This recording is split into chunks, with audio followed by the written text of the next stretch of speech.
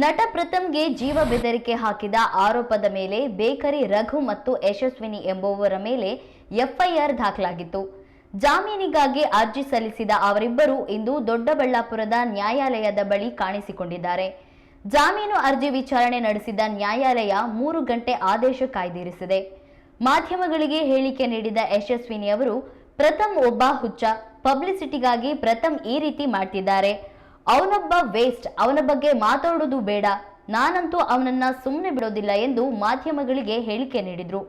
ನಂತರ ಪ್ರಥಮ್ ಮೇಲೆ ಹಲ್ಲೆ ನಡೆಸಲಾಗಿದೆ ಎಂದು ಆರೋಪಿಸಿದ ಸ್ಥಳದಲ್ಲಿ ನಡೆದ ಘಟನೆಯನ್ನು ಯಶಸ್ವಿನಿ ಅವರು ಮಾಧ್ಯಮಗಳ ಮುಂದೆ ಬಿಚ್ಚಿಟ್ಟಿದ್ದಾರೆ.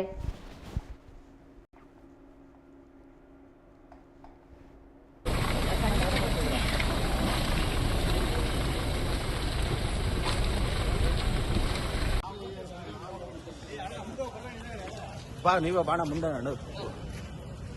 ಬೇಕ್ರಿ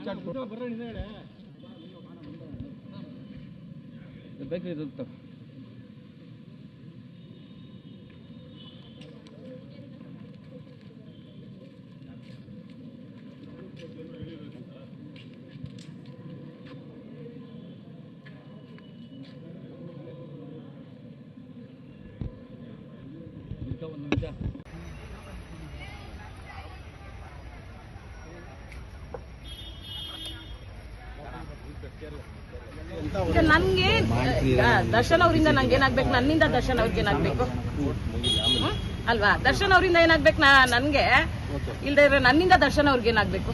ಓಕೆ ಮೇಡಮ್, ನೆಕ್ಸ್ಟ್ ಮುಂದಿನ ಕಾನೂನು ಹೋರಾಟ ಹೇಗಿರುತ್ತೆ ನೋಡಿ? ಆಕ್ಚುಲಿ ಏನ್ ಗೊತ್ತಾ, ನಾನು ಇವಾಗ ಕೌಂಟರ್ ಕಂಪ್ಲೇಂಟ್ ಕೊಡ್ತೀನಿ, ಇದೆಲ್ಲ ಇಷ್ಟೆಲ್ಲ ಇಶ್ಯೂ ಮಾಡೋನೆ, ನಾನಂತೂ ಬಿಡೋ ಅಂತ ಮೊದ್ಲೇ ಅಲ್ವೇ ಅಲ್ಲ, ಡಿಫಾಮೇಶನ್ ಕೇಸ್ ಹಾಕ್ತೀನಿ.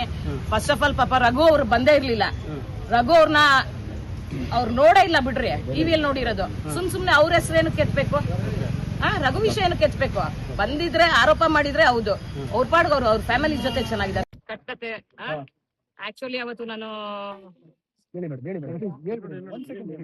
ಅವತ್ತು ದೇವಸ್ಥಾನಕ್ಕೆ ಹೋಗಿದ್ ನಿಜ, ದೇವಸ್ಥಾನಕ್ಕೆ ಹೋಗಿದ್ ನಿಜ.